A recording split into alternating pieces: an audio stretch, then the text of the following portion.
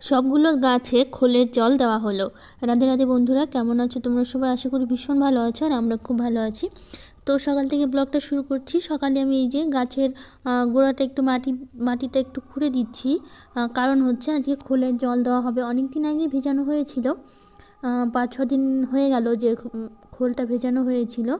সর্ষের খোলটা নিয়ে এসেছিলো বাবানের পাপা, এই যে ভিজানো রেখেছিল। তো ওটা জল দিয়ে পাতলা করে, মানে যতটা পরিমাণে জল দিতে হয় অতটা দিয়ে গাছের গোড়ায় দিয়ে দিচ্ছে। আর আমি গাছের গোড়ার মাটিটা একটু আলগা করে দিচ্ছিলাম, তাহলে জলটা একটু বেশি ভালো করে ঢুকবে, ভালো হবে। সেই জন্য আমি আলগা করে দিচ্ছিলাম, আর এইদিকে বাবানের পাপা দিয়ে দিচ্ছিল।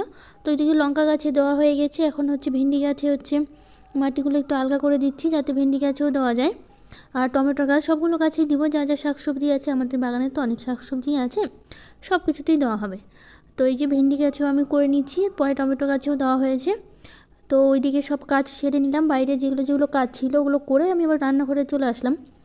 তো এই যে ডালগুলো আনা হয়েছিল দোকান থেকে, তো সেগুলো ঢালা হয়নি, তো এখন ঢেলে নিচ্ছি। 3 রকমের ডাল এনেছিল, মুগ ডাল, মটর ডাল, আর হচ্ছে কলাইয়ের ডাল।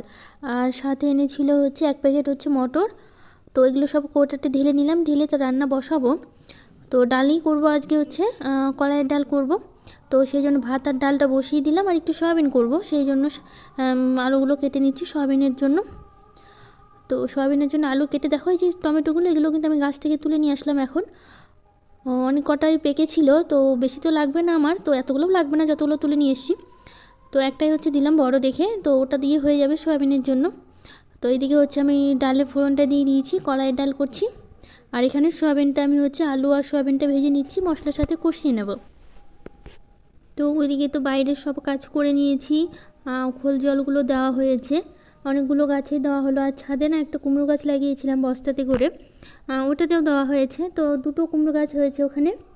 তো লাউ গাছ লাগিয়েছিলাম, পুঁই শাক তো ওখানে হয়নি, তো সেই জন্য হচ্ছে শুধু কুমড়ো গাছ হয়েছে, তো ওটাতেও দেওয়া হয়েছে। তো এখানে তো ওই যে পালং শাকগুলো, এগুলো তো একদম ঠান্ডার আমার আগে লাগানো হয়েছিল, তো এখন তো সব পাতাগুলো নেই। তো 2-1টা ডাল নিলাম ওখান থেকে, এমনিতে শক্ত হয়ে গেছে, তো 2-1টা কচি কচি ডাল ছিল ওখান থেকে নিলাম। আর এগুলো তো সব নতুন লাগানো হয়েছে, ওখান থেকে 2-1টা পালনের শীষগুলো আর কি, ওগুলো নিলাম হচ্ছে মানে খাবো দেখে আর কি, খুব ইচ্ছা করছিল।